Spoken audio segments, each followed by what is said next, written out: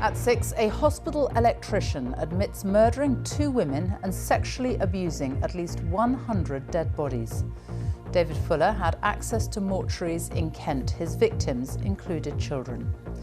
Today, the 67-year-old admitted murdering, then sexually assaulting Wendy Nell and Caroline Pearce in Tunbridge Wells almost 35 years ago. All right, David, you're under arrest on suspicion of the murders of Wendy Nell and Caroline Pearce. Police finally tracked him down last year thanks to DNA advances. At his home, they found photographs and videos from the mortuaries. Also on the programme tonight, the Conservative MP Owen Paterson, at the centre of a row over lobbying rules, resigns after a major government U-turn. Cervical cancer has been virtually eradicated in young women because of the HPV vaccine, says a new study. More than 40 countries promised to phase out the use of coal, but Australia, India, China and America aren't among them. And the Christmas ads are launched to try to boost business for retailers over the next few weeks. Coming up on Sports Day later in the hour on the BBC News Channel, we'll have more on the crisis at Yorkshire Cricket, with more sponsors ending their association with the county over claims of institutional racism at the club.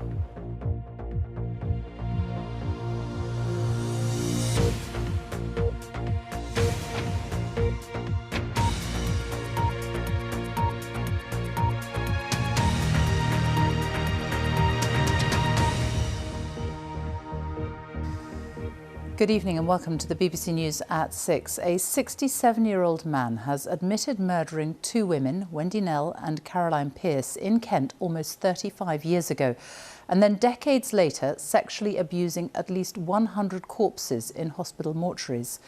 For more than 30 years, David Fuller was a maintenance worker at the Kent and Sussex Hospital and then the Tunbridge Wells Hospital, until police finally tracked him down last December thanks to advances in DNA testing. Police have contacted the families of many of the victims assaulted between 2008 and 2020, but detectives say they may never know the full extent of his crimes. This report from our Home Affairs correspondent Tom Simons contains disturbing details. Hello. Morning. David, it's the police. Hello. After 33 years, he almost seemed to be expecting it. All right, David, you're under arrest on suspicion of the murders of Wendy Nell and Caroline Pearce in 1987. Do you understand? Yeah. David Fuller, Mr. Normal, at least on the outside. Wendy Nell and Caroline Pearce, independent young women in a quiet town in the 1980s. You don't expect it in a small town like Tunbridge Wells. Like myself, we were all just working locally. It could have happened to any of us. Julie Monks was a friend of Wendy and worked with her in a cafe. She always wanted to get married and have children and be a homemaker. That's what she wanted to do. But Wendy's home, her tiny bedsit, was where she was murdered. Caroline was attacked on her doorstep and taken away. 3 weeks later, a farm worker looked down from his tractor into a drainage ditch and spotted a body. Like Wendy, Caroline had been beaten, strangled and sexually assaulted. Police were pretty sure the same man had killed both of them. But back then there was very little CCTV, especially around here, no phones to track, and DNA techniques were rudimentary. But that has changed. Fuller was tracked down using modern DNA techniques which can identify a criminal through his family members. When this DNA swab was taken, it matched samples from the murder scenes, carefully stored for decades. Fuller's house provided more evidence. This picture, see the shoes he's wearing? They matched this footprint in blood from Wendy's bedsit. And then it's got number 52, date of death. He's identified the victims. And slowly, police started to make discoveries which revealed what David Fuller was all about. He's killed them, and evidence is indicating that he's killed them to then sexually abuse them. After death? After death. And that's the evidence that's been presented in court. Horrific murders. These young ladies, 25 and 20, brutalised for his sexual satisfaction. The search continued. It looks like he's got some hard drives in there, I would say. but they're stuck to the back. And these hidden hard drives contain devastating evidence. Fuller, a hospital maintenance man in 2 hospital mortuaries, carrying out sexual acts with dead bodies. He'd set up a camcorder and videoed himself. His swipe card gave him access to all areas. We can now report for the first time that at the Kent and Sussex Hospital and its successor, the Tunbridge Wells Hospital, at least 100 dead women were abused. They include a 9-year-old girl and a 100-year-old woman. Fuller recorded some of their names in a little black book, but said practically nothing to police. Is there anything that you'd like to add or clarify at this point, David? No. Leaving them to identify more than 78 victims from details in his videos. 78 and counting. Their families have been traced and visited. We've got to tell them. We must tell them. And there are some that have said, we wish you hadn't told us. I don't know how I'd react if it happened to one of my close loved ones, whether I want to know about it. Fuller's claim that he was mentally ill fell apart in court. Psychiatrist Dr. Richard Badcock has advised the police on cases including that of Harold Shipman. The psychopathology at work here is very definitely one of sadomasochism, which in essence is not being able to deal with your own issues except by manipulated behaviour of other people. Although you're doing extreme things, you don't feel alive most of the time. You might only feel alive in the moment of the offence. David Fuller will become notorious for crimes which will revolt the nation. His victims, so many women and girls, Wendy and Caroline, were not even safe after their deaths. Tom Simons, BBC News, Maidstone Crown Court. Well, tonight the Health Secretary, Sajid Javid, has asked all NHS trusts to review access to mortuaries. Our health correspondent Catherine Burns is with me now. A really shocking story, and extraordinary that he had access to mortuaries, hospital mortuaries, over such a long period of time. Well, it really is, but his job as an electrician gave him the perfect cover, because one of his responsibilities was to regularly check the temperatures of the fridges in the mortuaries. So he had a legitimate reason to be there. As Tom said, his swipe card gave him access. What happened as well was that mortuary staff, they tended to work till about 3:30 in the afternoon. His shift went on till 7 p.m, so it was very easy for him to be there alone. Now, there was CCTV cameras in the mortuary, about 6 dotted in and around it, but the focus was very much on stopping unauthorised access, not on checking on staff who were allowed to be there. Now, the hospital tonight has come out and it's said its feelings are with the families of the victims, and it started an investigation trying to find out how this could have happened, what it could have done to stop it. As you said, we've heard from the Health Secretary, Sajid Javid. He's ordered an investigation to find out if mortuary security is strong enough. He also says his thoughts are with the families, but also people who work for the NHS who he thinks will be profoundly shaken by this. And NHS England has written to all trusts with mortuaries, telling them they have to review their mortuary security. So it's not just enough to have CCTVs and swipe card data. They must be checked regularly to find out who is going in and out of mortuaries. Catherine Burns, thank you. And Kent Police have set up a phone line for anyone who thinks their relatives or friends could have been affected. The number is 0800 051 5270. The Conservative MP, Owen Paterson, at the centre of a row over lobbying rules, has resigned, saying he will remain a public servant outside the cruel world of politics. His decision came after the government was forced into a major U-turn today over proposed changes to the way MPs are reprimanded for breaking the rules. Our political editor, Laura Kuhnsberg, reports. Take a step back. A different kind of protest. We're just going to check in for time. A different kind of attack to Green activists busy in Westminster today. Come down here. Sorry. Sleaze is the accusation against the government. Corruption, the claim. A former minister has now quit as an MP after he was found to have lobbied the government more than a dozen times for companies who paid him thousands of pounds. Standing down, Owen Paterson said, "My integrity has been repeatedly and publicly questioned. I maintain that I'm totally innocent. My children have asked me to leave politics altogether, for my sake as well as theirs. I agree with them. I will remain a public servant, but outside the cruel world of politics. The ayes to the right, 250. But Downing Street had tried to save him. 232. Tories last night voted to tear up the rules he broke. But listen to the atmosphere in there. Order. What have you done to this place? Dozens of Conservatives, outraged, stayed away. It would be terrible. But Number 10 had backed the attempt to overhaul the system that monitors behaviour that would have saved him. The immediate backlash was bruising, nearly all of the front pages damning, the internet alive with claims of sleaze, political rivals immediately sharpening attacks. Many Tories, too, were appalled. Leaves of the House. Thanks. So by mid-morning, ministers were back in the Commons, ditching the idea, and in effect, ditching Owen Paterson too. Last night's vote has created a certain amount of controversy. It is important that standards in this House are done on a cross-party basis. While there is a very strong feeling on both sides of the House that there is a need for an appeals process, there is equally a strong feeling that this should not be based on a single case or applied retrospectively. In other words, changing the rules that Mr Paterson broke is off for now. So what's your reaction to what's happening? But the opposition says it's a wider pattern. Corrupt. I mean, there's no other word for it, I'm afraid.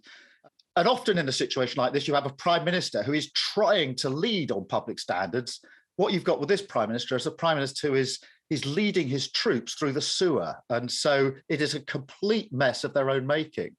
It's a very strong accusation to say this is corrupt. Well, it is corrupt because there was a clear finding after due process. Boris Johnson says he's sorry to see Mr Paterson go, but outrage at how the Prime Minister tried to use Parliament will take time to fade. And I think it's fair to say tonight that these shenanigans have backfired pretty spectacularly, not just meaning the end of Owen Paterson's political career, but also stirring up questions about what Downing Street was really trying to achieve here and the Prime Minister's own attitude to following the rules. And with a by-election now beckoning and the opposition parties, of course, keen to make the most of what they see as a political opportunity, I don't think for a single second we've heard the last of this yet. Our political editor, Laura Kunsberg, thank you. An MP who made threatening phone calls to a woman because she was jealous of her relationship with her partner has been given a suspended sentence. Claudia Webb, the former Labour MP for Leicester East, who is now independent, has been handed a suspended 10-week jail sentence and 200 hours community service after being convicted of harassment. Westminster Magistrates Court heard she threatened the woman with acid.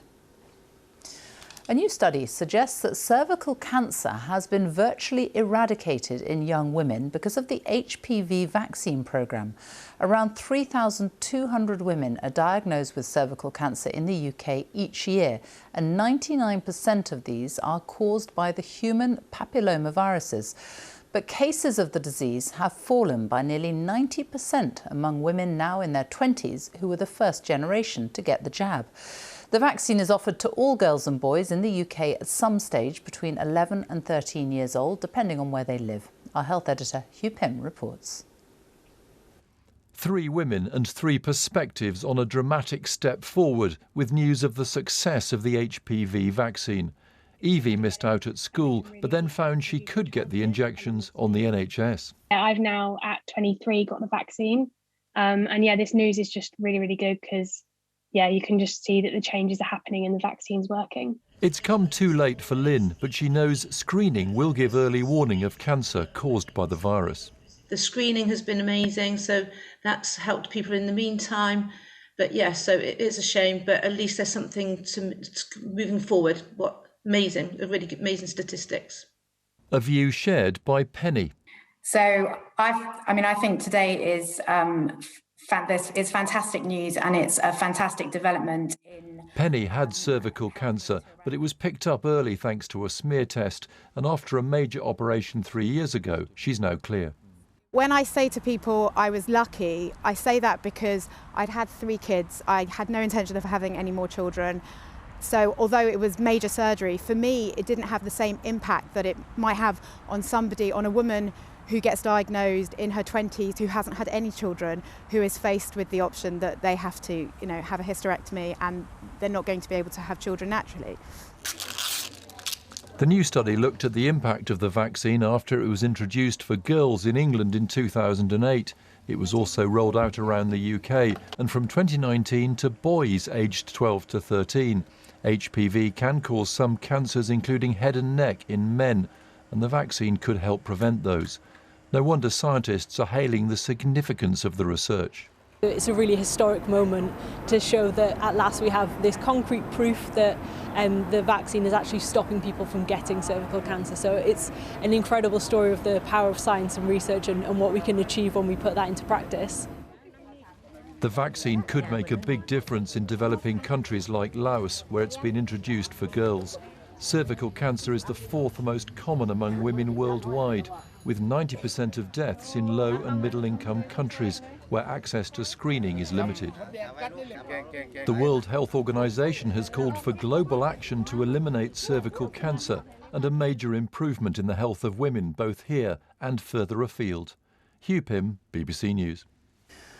The government's latest coronavirus figures for the UK show there were just over 37,000 new infections recorded in the latest 24-hour period, down 2,500 on the same time last week.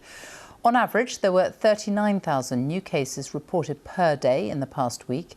There were more than 9,000 people in hospital with COVID as of yesterday. 214 deaths were recorded. That's of people who died within 28 days of a positive test.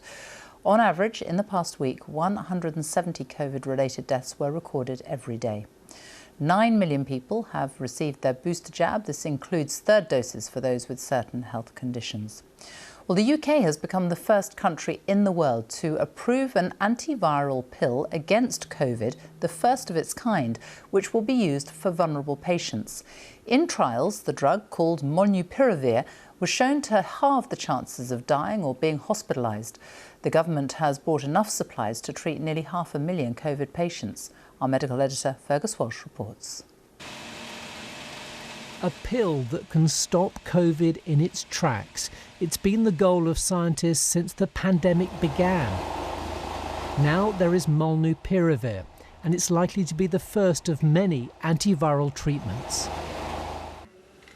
Anne-Marie tested positive for coronavirus on Tuesday and has just started a 5-day course of molnupiravir as part of a trial in Liverpool. She's had cancer and so is more vulnerable to COVID. It is absolutely a life and death situation. I do have a family that I need to think about and I need to be here for them. And if this gives me the opportunity to be around for my son's wedding and everything else, then so be it. When coronavirus infects cells, it makes multiple copies of itself. Molnupiravir, originally designed to treat flu, introduces errors in the virus's genetic code, which hampers its ability to spread. It's probably 11:15 for the first patient. It's over a year since the clinical research facility at Royal Liverpool University Hospital began testing molnupiravir on patients. Global trials have shown it halves the chances of dying or being hospitalised with COVID. To have a drug like this, to have an antiviral that's potent, that's able to be taken orally, is a very important moment and does mark a milestone in our discovery of effective medicines against COVID. The UK has ordered 480,000 courses of molnupiravir, with the first doses expected to arrive here later this month.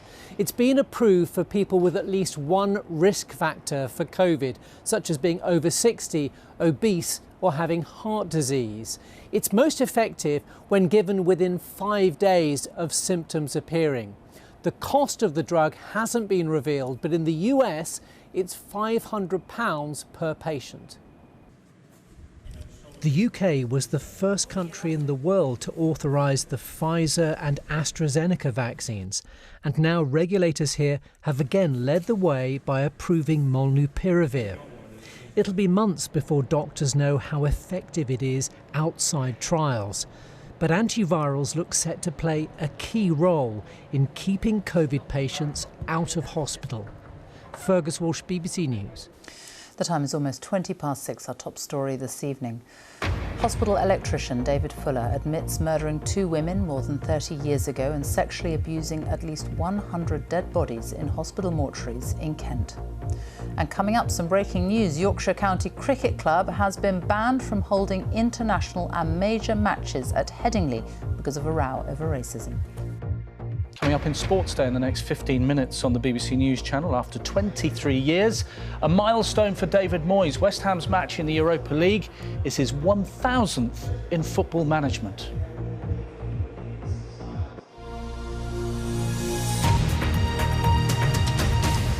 The government says the end of coal is in sight after more than 40 countries promised to phase out the fossil fuel in the coming decades. It is said to be the single biggest contributor to climate change. Poland, Vietnam and Chile are among the fast-growing economies that now say they will reduce their coal use. But as our science correspondent Rebecca Morell reports, other big users of coal such as China and America haven't signed up to the deal. A warning from the United Nations. Listen up, people. I know a thing or two about extinction. Going extinct is a bad thing. They say we need to stop climate change before it's too late. But to do that, fossil fuels will have to become a thing of the past. Today at the climate conference, the talk is all about energy, and top of the list is phasing out coal. This fossil fuel is the biggest single contributor to climate change, and more than 40 countries have now committed to move away from it. I do believe that the end of coal is in sight. I do believe we're getting to a point where we consign coal power to history. The agreement includes coal-reliant countries like Poland and South Korea, but missing are the US, India and most significantly China, where half of the world's coal is burned. It has the biggest transition, the biggest challenges, and needs to really drive a structural change in its energy system. Today's precedents and movement really increases the pressure for them to come up with those solutions sooner rather than later. Moving away from coal is the future aim, but what's happening to greenhouse gas emissions now? Since the 90s, carbon dioxide levels have been mainly rising, but during the pandemic, when the world shut down, they fell sharply.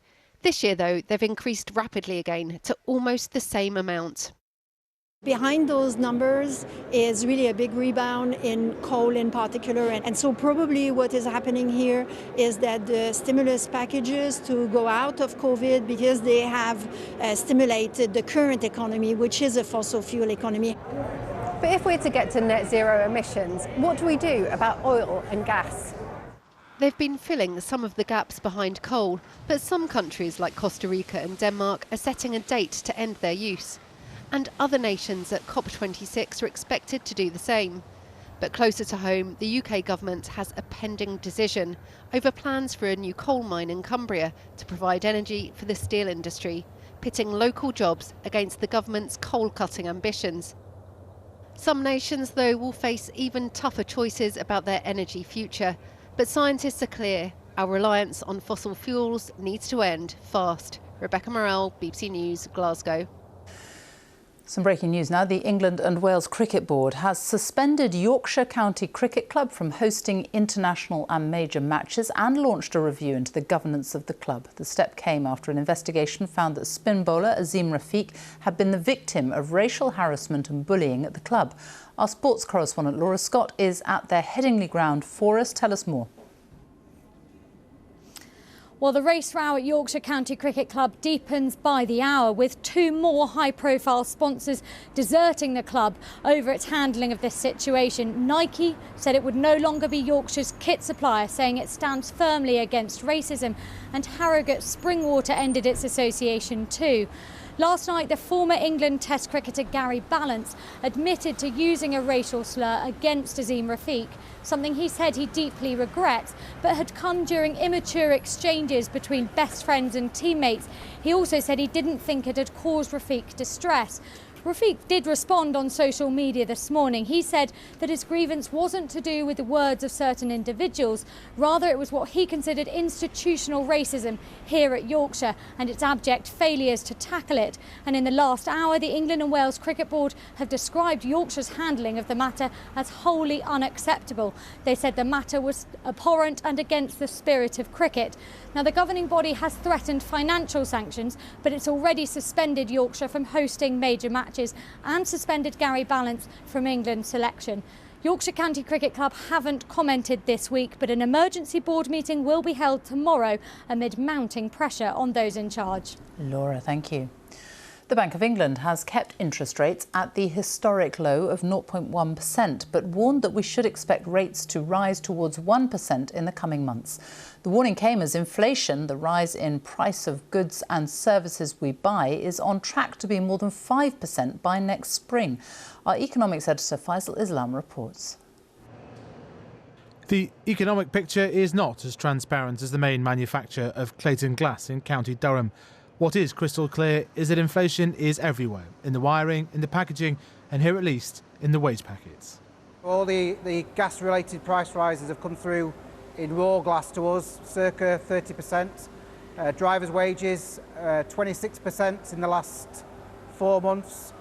General wages, 10% in the last 12 months. Should inflation get to 5%, I don't believe that that level of inflation and cost pressures we're seeing in the business is sustainable at all. But that's exactly what the Bank of England is now forecasting. That means interest rates will go up, just not at today's meeting, heading to around 1% in the next year. So rates are on hold this month, but they're going up in the near future. It was a close-run thing because although the bank says there's not much it can do about inflation hitting 5% by April, it wants to stop a spiral of price rises, then wage rises, leading to even more price rises. And deep in the forecast was some rather depressing news about post-tax, post-inflation pay packets. It is energy prices that will push inflation to a decade high next year, says the bank. The outlook for wages and pay after inflation and taxes isn't just sluggish. They'll in fact go down over the next couple of years. Before the financial crisis, this measure grew by over 3% a year.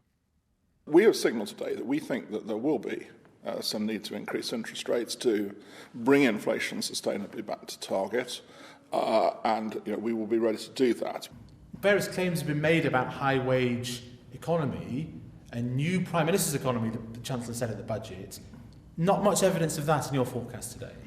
That is unfortunately the effect of having higher inflation. And high taxes. Particularly higher inflation, actually.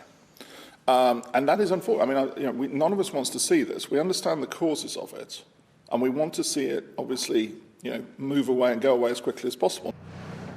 And with widespread supply chain difficulties too, there are concerns about the strength of the post-lockdown recovery. Faisal Islam, BBC News.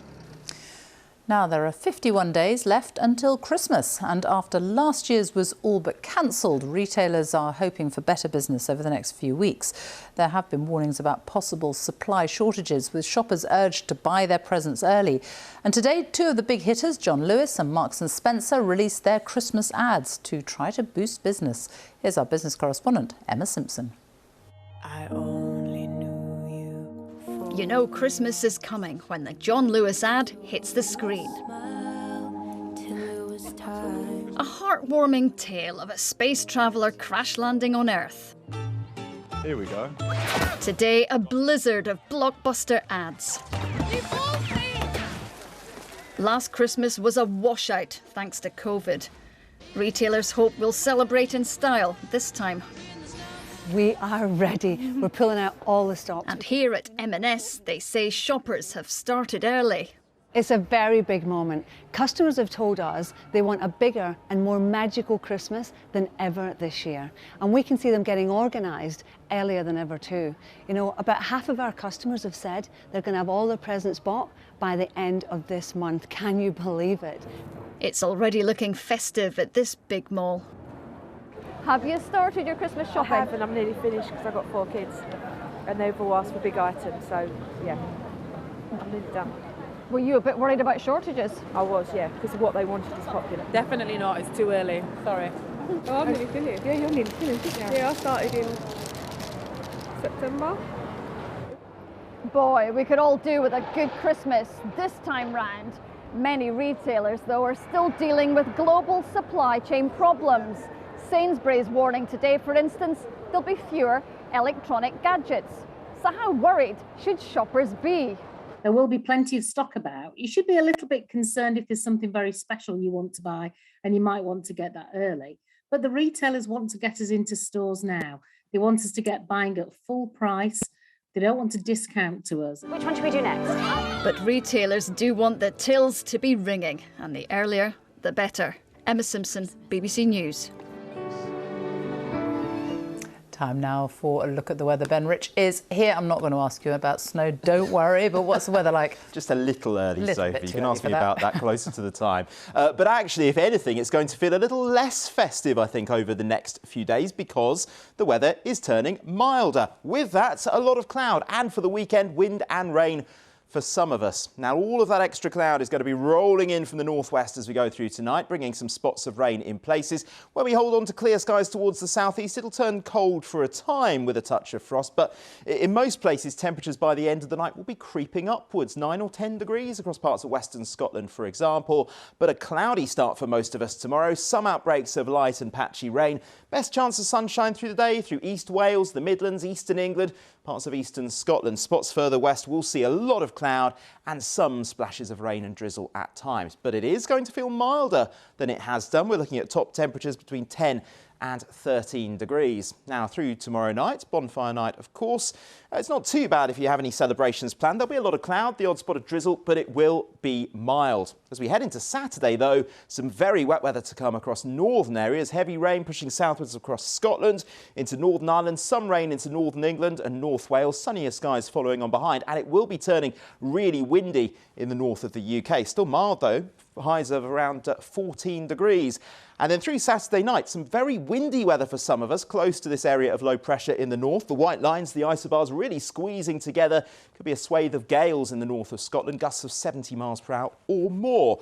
But Sunday should bring more sunshine for most of us. Chance for some showers in the far north. A little bit cooler by this stage, but those temperatures still in double digits. So it is going to be turning milder over the next few days, but with that, a lot of cloud and some wind and rain for some. Sophie. Ben, thank you. And that's all from us. Now on BBC One, it's time for the news where you are. Goodbye.